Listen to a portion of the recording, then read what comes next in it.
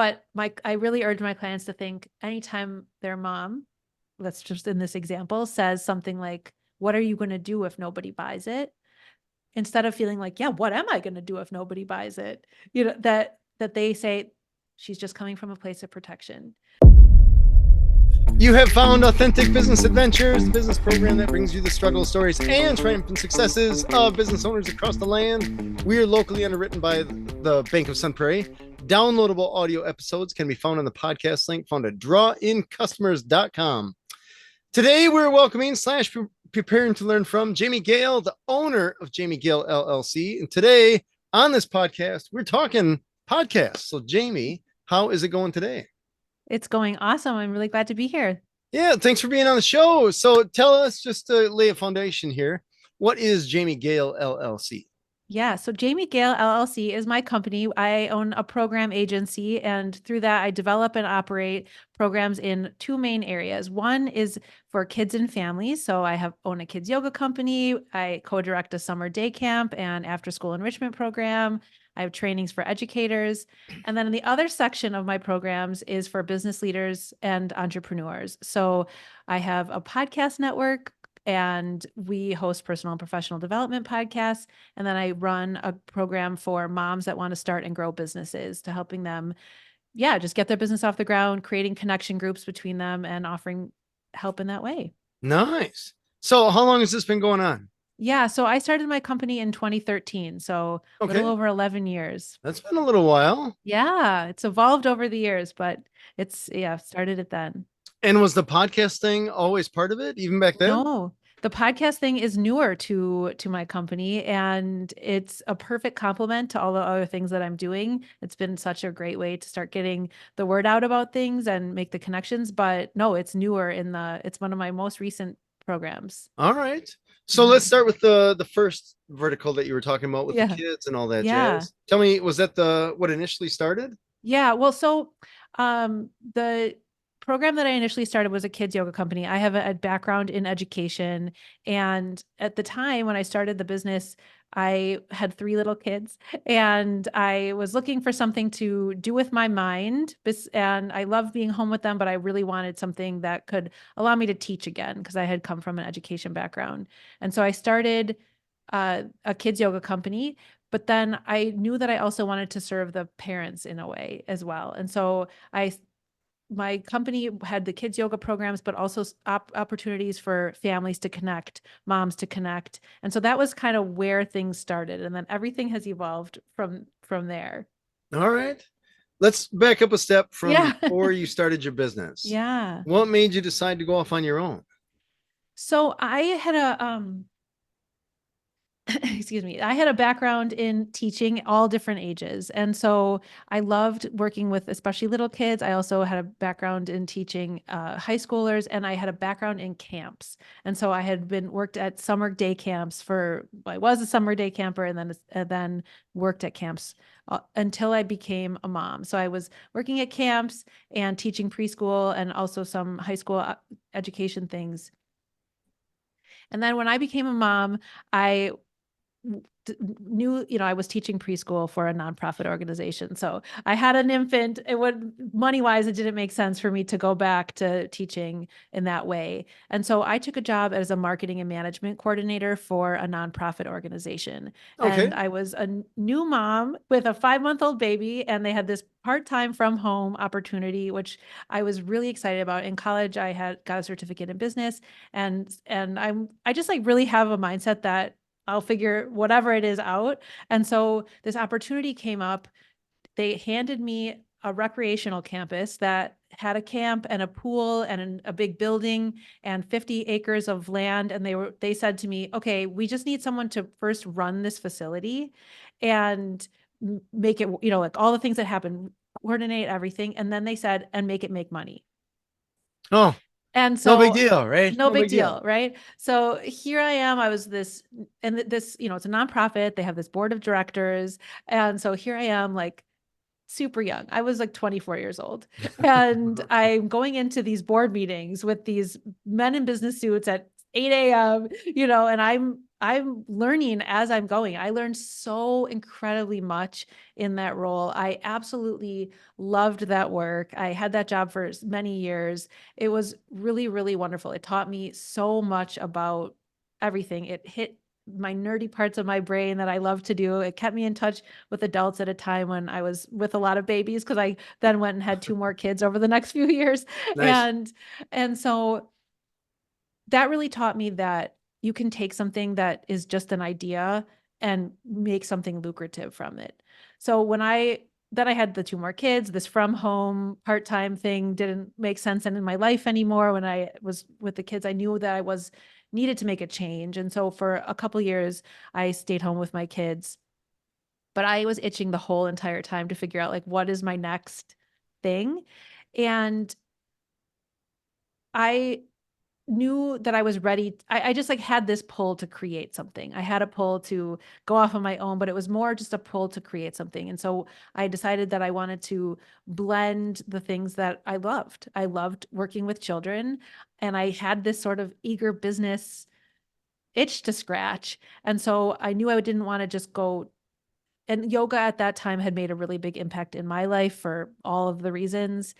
And so when I decided I wanted to do some teaching, and especially in kids yoga, because that fit into my life at that time as well, I knew I didn't want to just go get a job at a studio.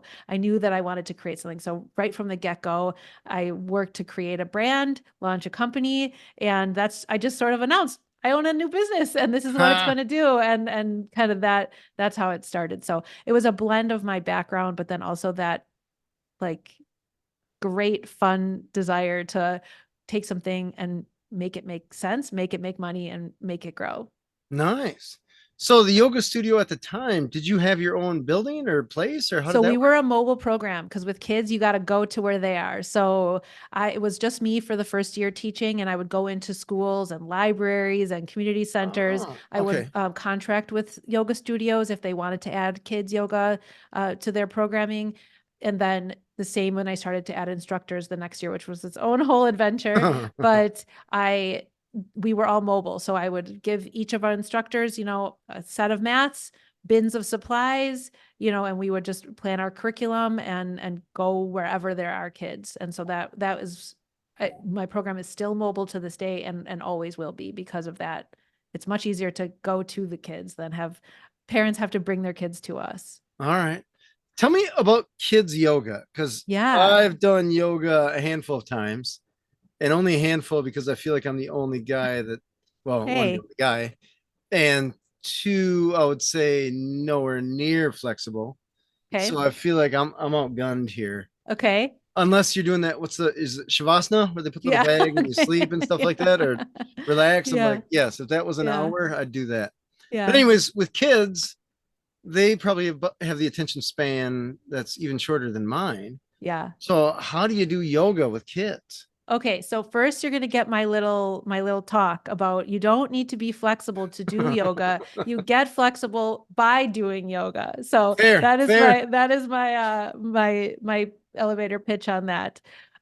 So kids yoga is a very playful, very fun, interactive experience. Sometimes when people think about kids yoga, they expect to see kids in rows on mats, quiet, and They do? that is not at all what it's like. We are on and off our mats. We are making noise. We are singing songs. Obviously, it depends on the age of the kids, but really the goal of kids yoga is to teach kids that they can feel better by moving their body and by learning to tap into their breathing, and then also that they have the power to start to settle their minds. And so all of the games that we do, all of the songs, the adventures, we tie in books, we have lots and lots of toys and props and everything like that. It's all to bring that sort of awareness to them. And sometimes it looks like the same poses that adults do. We have this, but the goal is really that they know that by doing these things, moving their body in these ways, that they can feel good, so that they keep coming back to it and that they keep building their toolbox. Because, right, like if we had learned these things when we were kids, we Oh would have yeah. been able to handle things so much better, and feel way more tapped into the idea that I don't feel good. Why am I not feeling good in my body right now? Why am I upset? What can I do about it? And then actually having the tools to help with that. So that's what kids yoga is. At a young age, it's lots of stuffed animals and stories and games and songs. And then in the school age, we try to tap into things that they're excited to learn about and play games that otherwise wouldn't include yoga. We bring yoga into different games like tic-tac-toe. They become the X's and the O's, right? And they can make Oh, and we tape it on the ground. And anyway, so it's really fun. And then when we get into the tween age, they can really start to build on those skills. It starts to look a little bit more like adult yoga, but we still make it playful because they're still kids. So all yeah, right. yeah, Fair. That's yeah, cool. yeah. It's cool. It's So great. tell me why did you choose to go off on your own versus just becoming a teacher at some place that was already offering something like this? It's interesting because I think some people working for another place is a great answer. Like it's a really great fit. They want the candy of teaching without all of the legwork of creating a business, right? And that fits really, really well for some people in their lives and their personalities, everything like that. I have never been that kind of person. I've always had my own ideas of how things should go. I enjoy the nerdy behind the scenes process of doing all of the back end things. And so it was just honestly like I said, scratch that itch for myself. I enjoy those pieces. At the time, I wasn't thinking about the possibilities that come from doing it on my own. I just knew that that fit my personality and my lifestyle. I had 3 little kids. I wanted to have autonomy over my schedule and my schedule, what fit in my life. I wanted to be able to ramp it up and ramp it down depending on what was going on in my life. And so that really fit really well for me. I'm so glad that I did do it that way because it has allowed me to evolve so much over the years, add tons of new programming, make, you know, the ceiling is much, much higher when you are doing it on your own. And so I'm really glad I did. I just wish that I could say I had that foresight before, but no, it was just the what felt best to me at the time. Sure, fair. Yeah. So you're married at the time then, right? Yep. So Hmm. how did that conversation go with your spouse? And you're like, hey, funny story. I'm gonna start a Yeah. business. Yeah. So he did know that I was itching for my next thing. And when we had our kids, he was doing graduate school. And so my little part-time job that I had been doing, it already was a part of our lives and it was what was supporting us at the time. And so he was supportive of me in that way for sure. All right. And then, that it is just in my personality to like start things and do things. So it wasn't, and honestly, I was already working so much at that other job that it was like way Oh, above my hours. So this was just my natural next project. I'm a project kind of girl. So whether it was like starting a business or, our first home or having a baby or whatever it was, it just sort of fit my personality. And I still was I knew that I needed to continue to make it fit in our lives. So that looked like me only teaching when I had childcare. He was very busy with his schooling. And so, if I was going to teach, I had to make sure that my kids had coverage, whether they were in preschool or whatever it was, or a babysitter, and then the rest of the business and things, nap time and nighttime, like ah, so. So we just kind of made it work in that way. nice. Nap time and nighttime. I like that. That's clever. Yeah, So tell me, you grow this thing, you start yeah, adding employees. yeah, Now you're trying to hire people that you trust with other people's kids yeah, to teach them yoga yeah, and not go crazy doing it, yeah. which I can imagine to me, that sounds like when you hear about the trapeze bartenders in Las Vegas. I always think, how do you hire for that job? Oh, yeah, right, right, So right. the Yeah, same thing with trying to yeah, find a yoga teacher that's cool with kids yeah. and kids being kids. How do you find someone like that? Yeah, so that's a great question. So for the yoga part, I was able to contract with people. So they were not employees of mine, but they were contractors of my company. The employees have come later with other programs and just the business end things. So the thing I always say is that I need them to know kids before, like I needed to know that I need to prioritize them being really excellent with children And before, you can find people who are the great at yoga, know every single pose and every single whatever, but if they don't know how to take a room full of kids and Mm. one, manage it from a behavior standpoint, manage it from an energy standpoint, and then make it fun, we're out of luck. So I knew that I needed to work with educators, people who've had experience at camps, and I got really, really lucky. I mean, every single part of my business has grown because I have tried something in a small way that has worked, and then I've grown it. So when I first started, the reason that I even brought people onto my team is that I had got a request from a camp to come in that next summer. So I started my business in spring of 2013. In spring of 2014, I got an ask from a camp to come every single morning for 2 hours to their camp to work with all of their campers for the kids yoga. And like I said, I had 3 little kids at the time. That it wasn't a yes for me. I didn't really want to be gone that much. I had other teaching gigs I'd already gotten for the summer. And so I was talking to someone and I said, I guess I have to turn this really amazing opportunity down. It's a big contract. And they said, well, why don't you just have someone teach for you, and my gut was like, no, that's its own whole thing. But I got really, really lucky. I knew 2 people that had children. They had been educators and they had a good foundation in yoga. And so I went to them with this like crazy idea, and I figured, all right, it's a 10-week contract. We can give it a go. My mind does think in systems. So I immediately was like, okay, here's this. I knew the framework of how I needed to get them the ideas, the content ideas and the supplies and all of that. And I thought, like, what is the worst that can happen? This doesn't work really well. It's a 10-week contract. If Hmm. I don't enjoy this, if they don't enjoy it, if the school is not happy that it wasn't me because I had previously taught there, I won't do it again. And so it was such a small way to test it. And it went like amazing. The school was thrilled with it. The 2 of them were so happy to have this opportunity to, make a little bit of money and also get the teaching, the candy of teaching. It was fun. It's a playful job. And it was like, okay, that went really great. And so then from there, it just dominoed and my team grew very rapidly, and then that expanded the opportunities to like bring more yoga to kids.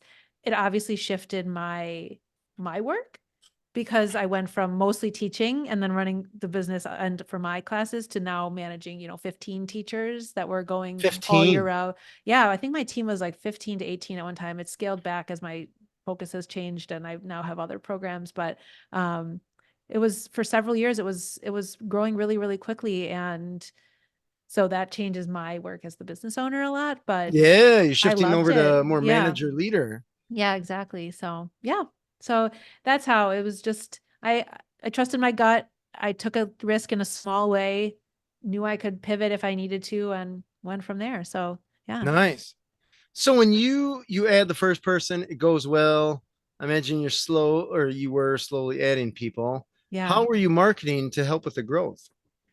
That's a great question. So, I have put almost no money into marketing my business over the years. It has grown very organically, which I feel incredibly lucky about. I was using this Facebook and Instagram, what Instagram I added later because that wasn't really a thing at first, but and just advertising it that way, word of mouth. When I first started, I announced my company and I said, I'm doing this now and I'm giving away 6 classes to local preschools for a free class, and who can connect me? At that time, my target, like my friends, my personal contacts were right in that demographic of kids with parents of young kids. And I had like 10 or 12. I wasn't really just doing 6. I would do as many as I could. And that just sort of snowballed from there. And so, yeah, just showing what we're doing, like I said, with the kids yoga and in all my other programs too. A lot of times it's not exactly clear to someone who's not in it what the idea is behind it, but just trying to take pictures, get photo releases, take pictures, share those out, ask for refer people to send the message out. And it really was very organic and everything has just sort of grown. I've gotten No, really that's lucky. awesome. So That's yeah. incredible. Yeah. So when did you decide to shift gears and add the whole Yeah. tier 2? So great question. So at the very beginning of this conversation, I mentioned that I was also supporting the families, the moms, Yeah. and so my events already sort of were twofold. I had the events for the kids, and then I had when kids weren't in the room. And those meetings, those events that I was putting on for the moms, the families, the adults, I guess I should say, those were really about personal development. And so a few years into my business, a couple years into my business, I was talking with some moms that had attended those events who also are bringing their kids to my kids programming, and they owned their own businesses as well. And so we started really talking about sort of the unique challenges of being a mom and a business owner at the same time, and growing your business and growing your family at the same time. And they were like, "Oh, I wish we had a place to like talk about this. I wish we had a place to learn together." And I was like, "Well, you said the magic words." And so I created my personal and professional development group for moms that own businesses. I've just morphed that sort of grown up part of my business that I had been doing, and narrowed it down just from moms and parents in general to business owning moms. And so that sort of was right from the beginning a part of it, but I really formalized it. I created a brand, put applications out for people to join the groups in 2015. And so that is still growing and thriving from there. And so that naturally, and then when you do something, people say, "Oh, how did you do it?" And so then my mentorships were born from that. And the podcast network was a natural extension of that, because I had some of the members of my groups that were thinking about adding a podcast to their companies. And again, I will figure anything out. I will learn, I will teach myself, I will figure pretty much anything out. And that was how the podcasts were born. So it's just the podcast network was born. I was like, okay, well, I actually didn't even intend to host my own podcast. I just intended to create the platform for other entrepreneurs' podcasts. But then I got the bug, and I Once it added bites, some of my own. Yeah. But so I was like, well, I'm going to do this similar to how when I started my kids yoga company, how I immediately knew I wanted to create a platform for it. I didn't just want to go teach. I was like, well, I'm not just going to help them start their podcasts. I'm going to create a podcast network. And so it started with a Google search. How do you create a podcast network? And then I taught myself everything from there. I thought I would not enjoy the production end. I actually love the production end. I love the editing. I love all of the pieces of it. It's been such an enriching addition to my business. But it really it's like every step has led to the next step. There has been no hard pivots. It's all been just a natural growth and extension from the last decision, the last test run of something. So nice. yeah. I'm stuck here because you said that you love the editing, and I think you're the Ah, first person I've ever heard say that. yeah. Ever.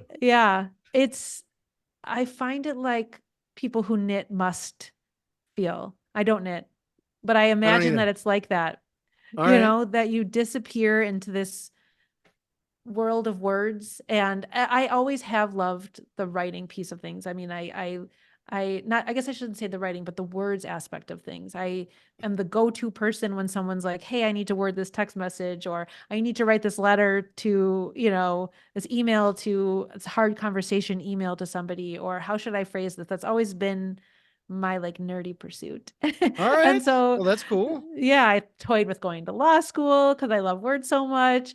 But it's just, I find that you just like disappear, and you can it's also really an interesting practice because all you can do is remove.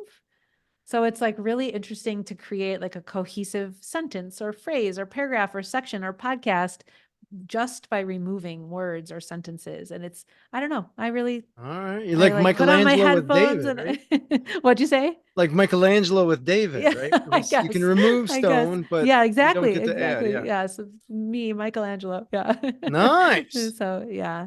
Yeah. Tell me, let's talk more into the mom business owners and going into that road. Yeah. Did you get certifications, or did you just say, "Hey, I'm super awesome because I've experienced it," or how did you get people to trust in you to Yeah. feel trust, I guess enough trust to give you money and their time for Yeah. you to help them out? So I did take some certifications to learn to lead the groups. I think that it's just like with the kids yoga, you can know yoga, but until you know how to like actually facilitate the class, similar with that. So I learned from other experts who have done it, and I got some certifications in that. And then in any area that I'm teaching, I make sure that I'm well trained. And so if there's a specific topic that I'm like teaching on, I will go and actually formally learn about it. But the interesting thing about the groups is specifically for the networks that meet together for my company, it isn't that I am the expert and I have all the answers. All have answers. We're all walking the walk of being a mom and a business owner, everybody who's in there. And so I more just create the space. I use those facilitation skills that I learned and have practiced over many years of leading groups of all kinds. And I create, we pick a topic. Every one of our meetings has a very specific topic, and I'll present some things that I just found, I did some research, but it's a collective wisdom type of environment. And so everybody has valuable experience. So I more just facilitate the opportunity to gather and connect and learn together. And then inevitably everybody contributes. We have like a system for how that is, so that it's not just one person talking. Everybody contributes to it and shares what they know or think. And so that is what's really beautiful about that connection. It's not like a webinar where you just listen. We are all contributing to it. So that works out really well. And then the business mentorship piece of that, the thing about having started many, many, many brands and businesses over the years is that I know my system. And so I am very clear that I'm teaching them the systems that I use. And I'm very clear about what am I and what am I not? I'm not a lawyer, not an accountant, so I think that's really important, is just knowing your scope of practice, being really clear about what that is. And then, people want to learn from someone who has done it before. And so Right. that works. Yeah. Fair. Yeah. So I've done quite a few podcast interviews, and I started to notice patterns that I didn't Okay. even know existed. So amongst business owners, Yeah. entrepreneurs, and stuff like that. So I imagine when you're meeting with a lot of these moms, entrepreneurs, you're starting to see patterns Oh, that may be yeah. surprising. So what are some of those patterns that you saw That's a that you're great like, question. what in the world? I didn't even know that was a thing. Yeah, that's a really good question. Well, one is a little bit on the softer side. It's a little like less hard businessy, but is an All right, that's interesting, fine. Safe yeah. place. Okay. So one thing that I have learned to ask my clients right up front in one of our first meetings is that I ask them to do an assessment of circumstances. And you could look at time, money, knowledge, skills, all of those things. But the one that I have added in there is the one they avoid actually doing, is the support. And Oh, it's interesting that you asked me at the beginning about how my now ex-husband felt about me starting a business, because that piece of who are the voices in your head, it so impacts how a new business owner is going to feel about progressing in their process. And so there comes to be a sticking point, talking about patterns, after the framework is built. The website is done, the LLC is formed, the logo is designed, all of that. And then before they actually launch, where they freak out and and they get nervous, or like, oh, I don't know, like, who am I to do this? Like, who am I to think that I'm going to just say I own a business publicly and loudly and promote it? And I find that it really comes down to the messaging that they're hearing from their inner circle. And so I asked them before we get to that point to figure out who are then to be the cheerleaders. When you show them the logo, who's the one that's going to be like, that is so awesome. Have you thought about adding this or this? Because I think it could be so, not that they're yes men, that they can give constructive criticism or constructive feedback, but because they want you to move forward. And then who are the people in your life who usually are the ones who love you the most? That it's coming from a place of wanting to protect you from failure, from embarrassment, from whatever it is, that are going to be the ones that are going to ask, like, well, are you sure that you don't need another training? Or like, I don't know, do you have time to do this? Or what oh, are you going to do if nobody buys it? What are you going to do if nobody signs up? And I've noticed that when new business owners take a few minutes before that freak out moment before launch, to identify who are the people, who are the voices, then they can put a filter on those voices when they, and so that they can say, oh, okay, a lot of times it's, especially with my clients, that as young women, that it's their moms a lot of times that are Oh, coming from a place of love and protection. They don't want their daughters to fail at this business while they're also taking care of their kids and everything like that. But I really urge my clients to think, anytime their mom, let's just in this example, says something like, what are you going to do if nobody buys it? Instead of feeling like, yeah, what am I going to do if nobody buys it? That they say, she's just coming from a place of protection. And so having that conversation up front it kind of averts that pattern sometimes. So that's one of them that I think is really, really, really common, oh my and gosh, that's so incredibly insightful. yeah. That's incredibly insightful because I can tell you when I started my first business, I did not confer with my wife. Ah, And I didn't, to me, I was in a job that was paying next to nothing. So to me, the risk was negligible because I thought if this doesn't work, I can just get another job anywhere. I'm a yeah, smart enough guy that I can right. figure it out. You can always figure it out. And from her perspective, she's more security based. Mhm. So I left the job kind of thing. Yep, Was she's like, where's the next check gonna come from kind of thing. right. And so it was interesting. I didn't find this out until years later, that it didn't even dawn on me to ask her, like, hey, is it cool if I start a business? Or what would you think if I started a business? Didn't even dawn on me. I just treated it like I'm going to run to the grocery store, like this is happening Okay. kind of thing. Mm-hmm. And I mean, realistically, she's right. She was treating it more like we're moving houses or something bigger than just running Yep. to the grocery store. Mm-hmm. And for me, it's just like, there's no big deal. We're just starting a Right, business. right, What's the big right. deal? Yeah. I shouldn't even say we are starting a business. I am starting a business. And we have a house. At the time, we didn't have any children at the time. So I'm like, this is no Mm-hmm. big deal. This is something I want to do, something I'm gonna do. I'll make Mm-hmm. money. Mm-hmm. It's no big deal. And it was very interesting to get her perspective.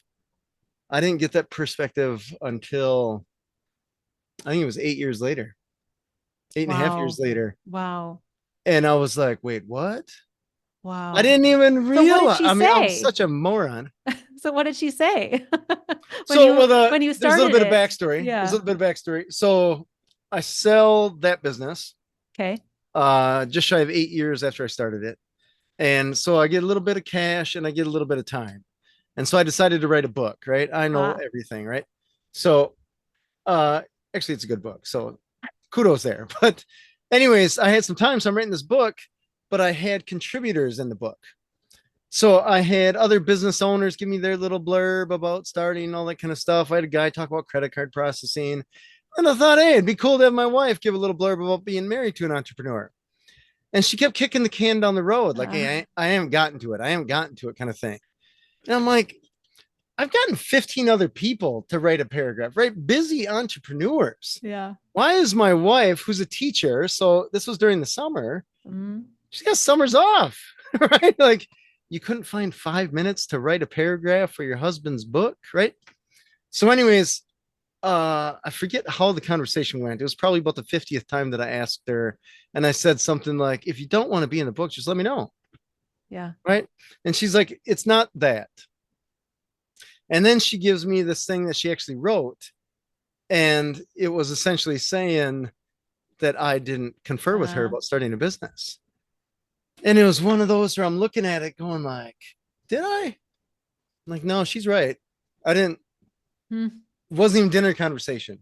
mm, It was one of those like, hey, I quit my job. I'm starting a business kind of thing. It wasn't an ask. It wasn't a presentation.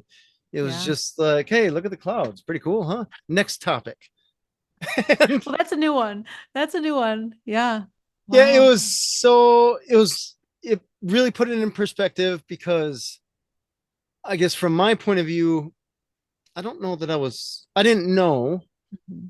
didn't know that I needed support. mhm, I mhm, was so focused on just getting it done mhm. that I felt like you're just like a freight train, right? We're just like, this is happening and I'm the one to make it happen. And I forgot that there's like trains need support, right? There's track and Yeah. stuff like that. Yeah. If you want to run with that analogy, I should have conferred with her, or at least got her thoughts on it, regardless of if I started or not, based on her thoughts. I learned even after that fact that she has zero interest in me starting a business. So it's probably, I mean, you could argue pretty strongly that it's a good thing I didn't ask her. Okay. But it was interesting, her perspective. It was interesting to learn from her late that I didn't, Hmm. I mean, that I was a jerk. I didn't mean to be a jerk, Yeah. but I just, it's kind of one of those things like by Yeah. not saying something or even valuing her feelings, I didn't value anyone's feelings in regards to starting a Mm. business. I kind of treated it like the way I imagine stand up comics do. When you're new and you want to be a stand up comic, you don't ask, hey, do you think I'm funny? Because there's Mm. probably nothing that anyone could say Mhm. that would be supportive. Like, yeah, you're funny. Like, funny how, right? You're Right, funny. right, Like, right, what do you right. mean? Totally. Yeah. So they just jump on stage and do Yeah. it. So, Yeah. yeah. It's interesting because I do think that like that is an important thing for people that are wanting to start a business to not just talk to their spouses because yes, do that. But also to realize that if you are entrepreneurial minded, like you are like you and me, right? Like, oh, there's an idea, we're just going to figure it out. We feel like the risk is low because we're going to be smart about the way we do it. And in our minds, we have exit plans if need be, or we're going to pivot and change it however we need. But not everybody has that sort of, is a lot of fear around business ownership. And so I think that is an important touch point, is to say like, okay, well, what is the risk that I'm willing to take? I mean, it might not feel risky emotionally for us, but like, is there financial risk, all of that? And yeah, I guess, yeah, I connect with their spouse. No, you're not wrong. She's Yeah. totally right. I Yeah. was completely in the wrong, Yeah. Yeah. completely in the wrong, Yeah. but I No, was too but dumb to realize it, yeah. Yeah. just, Well, or yeah. oblivious. And maybe she could have gotten on board easily at that point if you explained what risks you were willing to take with your family home and what ones you were not and all of that. But yeah, I that is a thing. That Yeah, is a thing. it's interesting because I like to ask that question of a lot of guests just to see, like, am I the only Yeah. one? So far, I believe I'm the only one that made that huge mistake. Hopefully, there's someone out there that can support me. Be like, Yeah. yeah, James, I Yeah, they messed did up it too. too. Well, But you're still in entrepreneurship all these years later, so it worked yeah, out. So yeah, yeah. yeah, yeah. We're doing all right. Yeah, we're approaching 20 years, I think, Oh my gosh, or congratulations. yeah, whatever, 18 so far. But That's great. it doesn't matter. It's fun. Okay. I don't know how I would even possibly go back, but I Yeah. Well, imagine it's no, just I like would you. not You got, either. Yeah. yeah. Yeah. There's always a new thing, whatever Yeah. that thing may be. Yeah. Yeah. So let's talk about the other things. You got these entrepreneurial women, Yeah. and they're supporting each other. Yeah. Is it remote? Is it in person? How do you work that? So generally, so it has always been in person, and then COVID, obviously we went all Yeah, remote, and right. I That thought shifted there would, stuff. yeah, and I thought there would still be a big demand for the virtual groups because we've all gotten used to just hopping on Zoom and doing it, but all of them wanted to come back in person. So our networks that we meet every other month, and those are in person. And so I have it out there that I'm willing to do a virtual group, but everybody wants to be back in the same, there is something about being circled up in the same room together. That's Oh, really, totally, yeah. So, totally.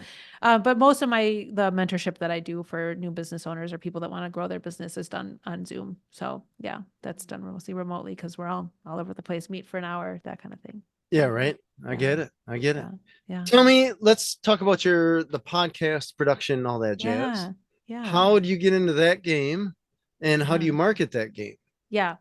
So one thing that's really cool about the way that my network is set up is that it's made up of all other business owners. And so we are all invested in getting the word out about our show, about each other's shows. We kind of rise together. Um, so from a marketing standpoint, we use Facebook and Instagram to promote. We put out a video clip for each episode, and we have a still graphic that we put out, and we also send those to each guest. And so we ask them to share that with their audience, and usually they want to, right? They're getting highlighted for whatever You they're hope so. so, right? Yeah, right. You hope so. And so our podcasts have different topics, but they're all within the personal and professional development lens.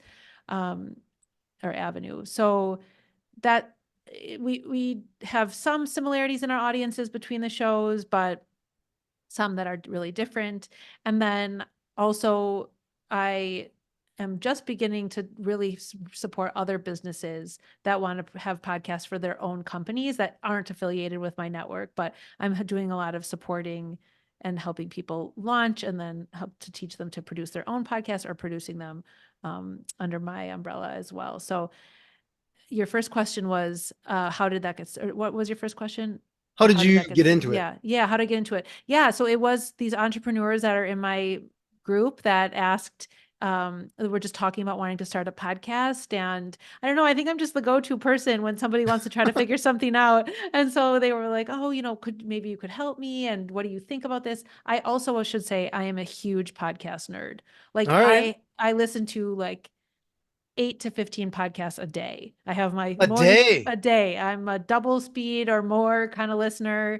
I have my morning. I mean, I love, I know that sounds so weird to say, but I love No, not on a podcasts. podcast. That is the best So, thing you could possibly okay. say on a podcast. So that's where it started, is that like, I love podcasts almost. I mean, I'm constantly saying, oh, I heard on a podcast this and that. And I've just been a very heavy consumer of podcasts of all kinds, news, educational, entertainment, everything. I just love I'm a very busy person. And so I don't do a lot of like reading of books, even though I love to read, but I'm never still for that long. So the fact that I can like throw in a pair of headphones, put it on double speed, learn something or be entertained while I'm doing other things is really fits with me. So I think that's why they came to me, because they knew that I do listen to a lot of podcasts. Um, and then it was just a matter of figuring it out. Like, what are the steps? I knew nothing about audio production. I knew literally nothing about it, but like you were talking about, you just like full speed ahead. That's what Yeah, I just do did. I it. just like, okay, I'm going to learn everything. Like, okay, what happens first and then what happens next? And I thought, oh, I'll hire a lot of this out, but I actually ended up loving it. So then I learned it. And now I have people that are helping me on my team to execute all the production, but I like love it. It's been so fun and so fulfilling. And it really has, it's changed my business. It's changed the host business. Businesses. It's been really wonderful. It's been such a great opportunity to connect, both from what you and I are doing, like connect face to face and have a long form conversation with Yeah. someone that you didn't know and get to know them, and also connect with your target market because they can kind of get to know you without having to set up a one-on-one with you. They can learn from you. It's been really, really wonderful. Right. So Yeah. when your I want to say clients essentially come to Yeah. you with podcast ideas, Yeah. are you the one that gives green light or not? Or you're just like, they want to do it, let's do it. Yeah, no. So if I give a green light. So a lot of times I send them away for a few times and say, let's keep working on this idea. Either they can develop it on their own, or they can, hire me to help them really launch their podcast. We do a lot of work before even touching a microphone. That's what everybody wants to do, is just sit in front of the mic. But Yeah, we do a right. Just hit lot. record. Nothing to Yeah. it. Yeah, I mean, it's the same with business. People really want to start their website, and I have to slow them down and bring them back and start from the beginning of planning and build a really solid foundation. So, and then some shows are right for my network. Even really excellent shows sometimes are not right for the network, but I'll help, I can help them produce their show, launch and produce their show, and then they can operate it on their own.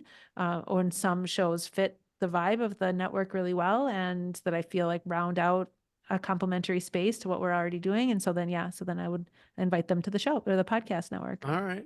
Tell me, what is the network? Help me understand the nomenclature there. Yeah. So a network the networks can do a lot of different things in the podcast world. They often help with deciding on the direction of the show. So working directly with the hosts and anybody on their team on a content, from a content background.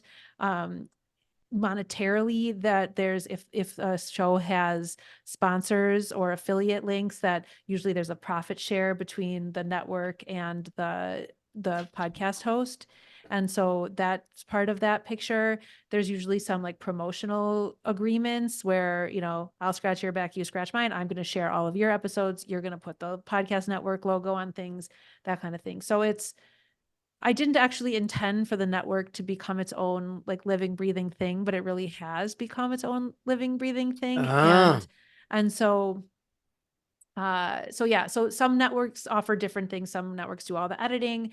Some networks have a very heavy hand in deciding what the content is. Some are much more like a host site for it, but it's a really nice way for people to find other podcasts. The hosts can collaborate and be on each other's podcasts, borrow each other's audiences, grow their listenership in that way.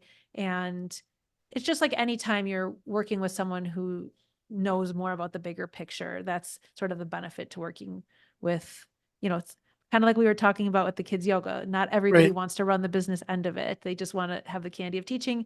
It's similar for the podcast hosts. Gotcha. Yeah. So are every one of the podcasts on your network clients of yours in the other realm? So that's how it started. But no, there's been people who have joined the network that weren't part of that just since, it's grown and the awareness is out there Gotcha. A and, little so independently. yeah, yeah. All right. They usually know me from someone, it's Okay. word of mouth or they're a listener of the pod. I have some people who have been listeners of the podcast or have been guests of the podcast, Oh, of one of and they said, oh, actually, that's how I've gotten several of my clients for podcast launch and development, both in the network and not on the network, is that they were guests on one of the network shows. They loved the process, they loved the systems, and they were like, okay, I've been thinking about starting a podcast for years. Can you finally help me do that? So the answer to that is nice. yes, I can. All So, right. yeah. So do you help the podcasters with marketing?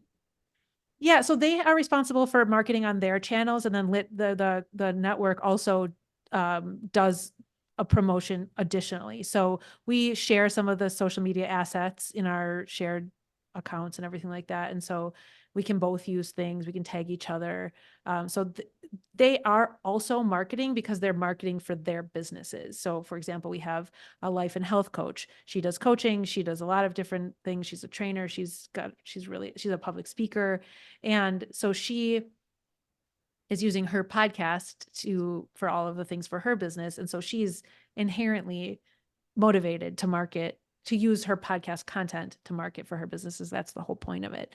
Gotcha. So she's putting that out there. It's content that she can share on her channels. And then we're also sharing it. So Nice. yeah. So what would you consider to be, let's say, the top 5 mistakes that podcasters typically Ooh. make? Okay, I already mentioned one. I'm gonna have to count on my hands here. The wanting to go straight to the mic and not putting time into the planning. This is just my opinion thing. I really like a clean cut edited show from listenerability. I am a snob about podcasts in that way. So now there are so many tools out there that can clean up podcasts with AI and everything like that. So that's another one. I think not utilizing guests. I think that even if you are a mostly solo show, I think it's really important to have guests on because, again, you can borrow their audience. They bring their expertise. It brings something different to their listeners. I realize there are some shows that are just strictly solo, and that's totally good, but that's what I like to see. I think you don't need a high end sound studio. There's so much equipment and software out there that can improve the sound quality, but not investing in a mic, I think, is a mistake that people make. That it's worthy investment. You sound a lot better when you have a nice mic. A fifth mistake, I think, not thinking about the branding. You want to be clear about what your podcast is going to be about, but not boring. You want to do it with a little bit of flair, but not making it so confusing and hard to understand that people don't know what your podcast is about. People need to remember that people are seeing your podcast in tiny format on the feed. And so making it just super clear, easy to understand what the podcast is about is the fifth I love it. piece of recommendation I have. So I love it. That is super yeah. cool. Yeah. So, Jamie, where can people find you? Yeah. So my website is www.jamiegale.llc.com. From there, all my other websites are linked there. And I just started central Instagram handle, which is also Jamie Gale LLC, because I had all the different Instagram handles for all my different brands. And I was like, I just need one central place to put everything. So you can reach out to me there, and my contact is all linked there. And yeah. Dang, it sounds like you have so much going on. I really appreciate you taking the time to speak here, because I feel like you got more going on than I do. Well, thank you for inviting me. I love talking about this, and we were talking before that I'm not usually in the guest chair, and so this is a fun treat for me to be interviewed. So thank you for having me. Happy to. Queen for a day, right? Yeah, exactly. That is cool. Well, Jamie, I appreciate you being on the show. Yeah, thank you for having me. And if you were, I'm just going to ask you really quick here about the podcasting thing, because this is, I guess, since we're on a podcast. Yeah.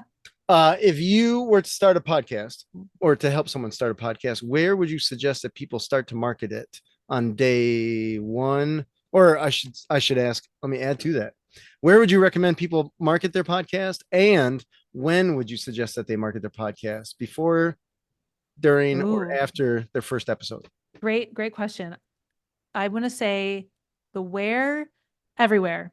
You don't want to hound your personal contacts on social media, but you can put a few posts out about it on your personal Facebook page, send an email out to your contacts. The when, and then of course on your business accounts and all of that. The when, I like to have people create their trailer as their first episode. So like get their trailer published and use that to promote the episode, because to say, oh, I'm going to start a podcast, everybody's going to start a podcast, right? But when you have a link that you can send and be like, hey, I'm starting this podcast, here is a link to the trailer. If you could subscribe to the show, you'll know when the first episodes drop. That's usually a month or so before the first episodes drop by the time the production is ready. But that's what I see as the most successful, is having that link to a trailer, to a first published episode that you can send. That's when you start shouting it from the rooftops. That is cool. Yeah. I love that. I love it. You know, it's so funny that you said everybody's starting a podcast, because I published my book, and then I was trying to get people to read the book so that they could leave reviews. And they're like, I'm working on a book. And I'd be like, oh, that's super awesome. When's it coming out? Like, someday. Yeah. Someday. Yeah. When did you start on it? 20 years ago. Like, oh, it's so funny that you say that. So funny, because it's so true. It's so true. Yeah. So get that trailer recorded, produced, published, and then you can start telling everybody. All right. And last question. I know we're running out of time here, so I appreciate you answering this for me. We live in a world that's both video and audio. Podcasts, generally speaking, we're leaning towards audio, but I'm feeling like video is coming in. Here we are. Yeah. So when you have people doing podcasts, are the majority of them audio, or are they audio and video? So that's a great question. And our podcasts on the network and the ones that I help to produce, the full episode is published in audio format, but then we do use video for promotion. So for little like 30 to 60-second clips, the recording platform that we use helps to create those. And so it records both, but the full episode we publish in audio only. And then we use the clips to promote, the video clips to promote on social media. It's a capacity decision. If you can do video the whole time, go for it, and your guests are down to be recorded, that's great. But if you're editing a podcast, obviously video editing is much more laborious than just audio only editing. And so since I'm mostly working with business owners that have their hands in a lot of other things, my recommendation is like, do what you have capacity for. And then, it's interesting because YouTube now, you can import your audio only podcast. You don't need to have a video. And so that's what I recommend, is like seeing how your audio only link clicks are doing on YouTube. And if that is where people are finding you a lot, okay, well, that's a good nudge to add video. So, yeah. Nice. I love it. Jamie, thank you so much for being on the show. Thank you for having me. This has been Authentic Business Adventures, the business program that brings you the struggle stories and triumphant successes of business owners across the land. My name is James Kademan, and Authentic Business Adventures is brought to you by Calls on Call, offering call answering and receptionist services for service businesses across the country, on the web at callsoncall.com, as well as the Bold Business Book, a book for the entrepreneur in all of us, available wherever fine books are sold. We'd like to thank you, our wonderful listeners, as well as our guest, Jamie Gale, owner of Jamie Gale LLC. Jamie, I'm going to ask you for that website, but It's probably obvious. I don't know. Go Yeah, ahead. it's JamieGaleLLC.com. And then you can link to all my other websites, the Net Podcast Network, the Business Owning Group, Summer Camp, all of the things. Awesome. And to clarify, it's JAMIE. Yep. JAMIEGALE Awesome. LLC.com. Yeah. I love it. Past episodes can be found morning, noon, and night at the podcast link found at drawincustomers.com. Thank you for joining us. We will see you next week. I want you to stay awesome. And if you do nothing else, enjoy your business.